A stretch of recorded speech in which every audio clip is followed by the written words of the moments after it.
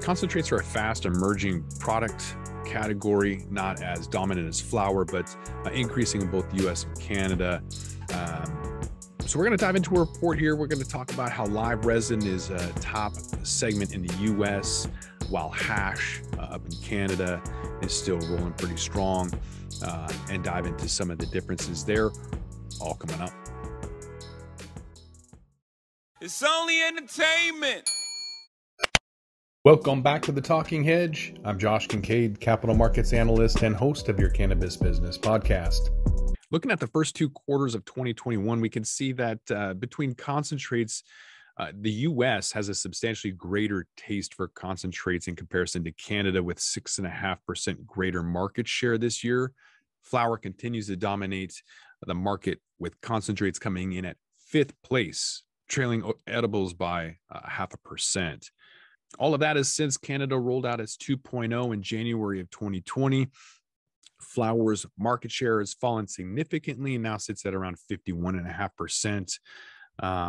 You have vape pens going up and edibles, and of course, concentrates all kind of gaining traction up in Canada. Look at market share of concentrates by country.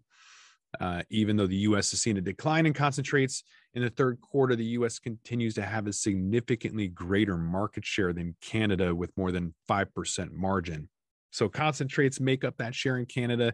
It grew early 2020 after the release of that 2.0, but still trending upwards about 3% a year.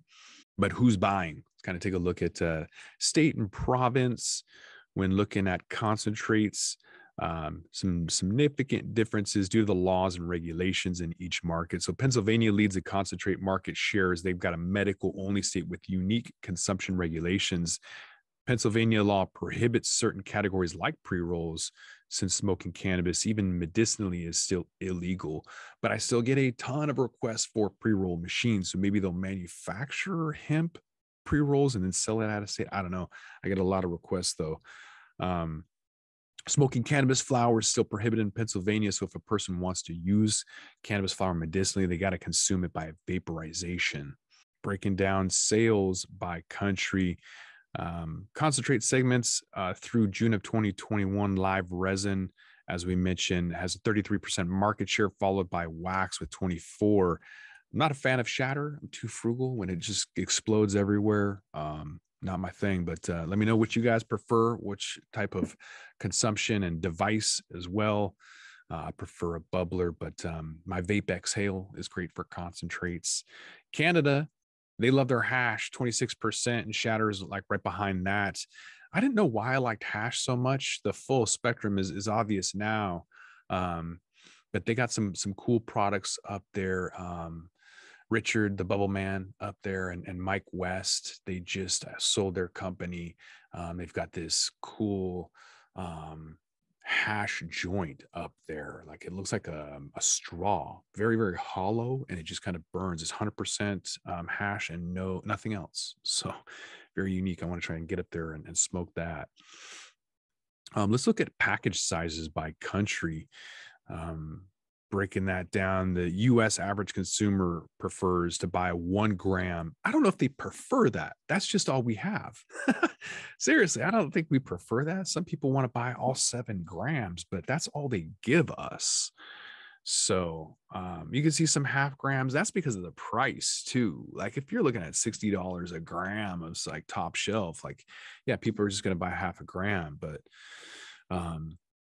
with Canada, there's smaller sizes too before committing to a full gram. Taking a look at average price, seeing if that kind of hypothesis holds true.